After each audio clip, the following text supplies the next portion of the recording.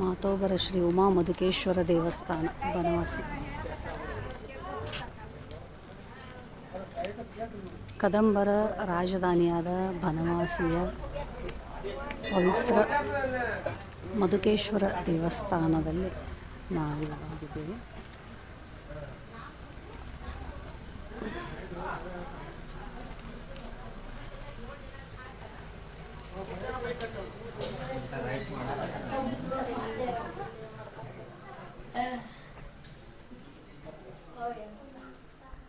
ಮಧುಕೇಶ್ವರ ದೇವಸ್ಥಾನ ಧ್ವಜಸ್ತಂಭ.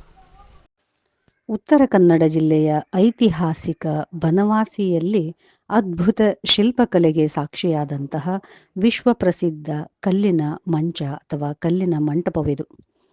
ಬನವಾಸಿಯ ಮಧುಕೇಶ್ವರ ದೇವಸ್ಥಾನದ ಆವರಣದಲ್ಲಿ ಇಂದಿಗೂ ಇದು ನೋಡಲು ಲಭ್ಯ.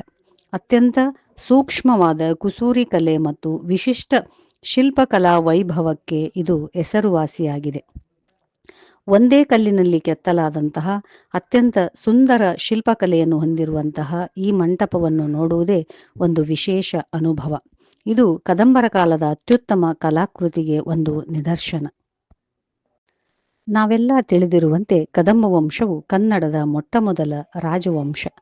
ಹಲ್ಮಿಡಿ ಶಾಸನಕ್ಕಿಂತಲೂ ಪೂರ್ವದಲ್ಲಿಯೇ ತಾಳಗುಂದ ಶಾಸನ ದೊರೆತಂತಹ ಒಂದು ಪ್ರಮುಖ ರಾಜಮನೆತನ.